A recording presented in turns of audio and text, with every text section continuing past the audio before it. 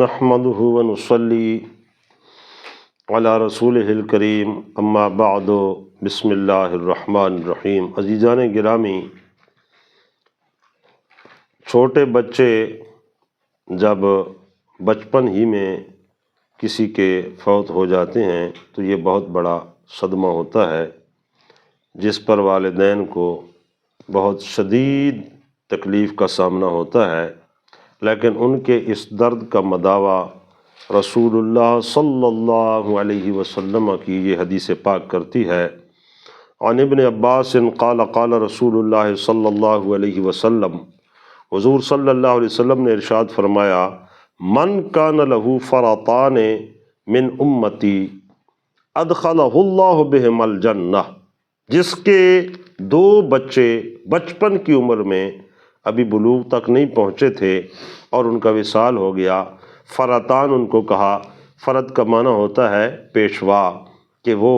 گویا جنت میں لے جانے کے لیے اپنے والدین کے پیشوا ہوں گے، ان کے سبب اللہ تعالیٰ ان کو جنت میں داخل فرمائے گا۔ فقالت عائشہ، تو حضرت سید عائشہ صدیقہ رضی اللہ تعالی عنہ نے عرض کی، فمن کان لہ فرط من امتک، اگر کسی کا ایک بچہ بچپن میں فوت ہوا تو اس کے بارے میں کیا حکم ہے؟ قال ومن کان لہ فرط یا موفقۃ، اے میری رفیقہ حیات، جس کا ایک بچہ بھی بچپن کی عمر میں فوت ہو گیا تو اس کے لیے بھی یہی اجر ہے کہ اللہ تعالیٰ اس کو جنت عطا فرمائے گا۔ فقالت فمن لم یکن لہ فرط من امتک، سبحان اللہ، حضرت سید عائشہ صدیقہ رضی اللہ تعالی عنہ کی چونکہ اپنی اولاد بھی نہیں تھی تو آپ نے اپنی تشفی کے لیے بھی اور ساری امت کی تسلی اور تشفی کے لیے اگلا سوال بھی عرض کر دیا کہ حضور، اگر آپ کی امتی کسی کا کوئی بیٹا بھی نہیں تھا جو کہ بچپن میں فوت ہوتا یا تھا نہیں یا بہت ہوا نہیں ہے تو اس کے لیے کیا حکم ہے؟ قال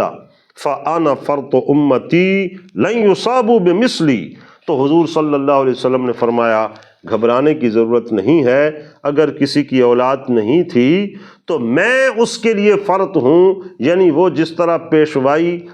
قیامت کے دن اس کا وہ بچہ یا بچی جو بچپن کی حالت میں فوت ہو گیا تھا اور وہ ان کا پیش رو اور پیشوا بن کر اللہ تعالیٰ کے اذن سے ان کو جنت میں پہنچائے گا، تو وہ کام پھر میں کروں گا کہ میں فرط کے حکم میں ہوں، اس لیے کہ جیسے بچے کی فوتگی پر والدین کو شدید صدمہ ہوتا ہے تو سب سے زیادہ میری امت کو جو صدمہ ہے وہ میرے وصال کا ہے، تو اس لیے فرط بھی سب کے لیے میں قرار پاؤں گا، تو اس کو گھبرانے کی ضرورت نہیں ہے، پھر میں اس کو اللہ کے اذن سے جنت میں پہنچاؤں گا۔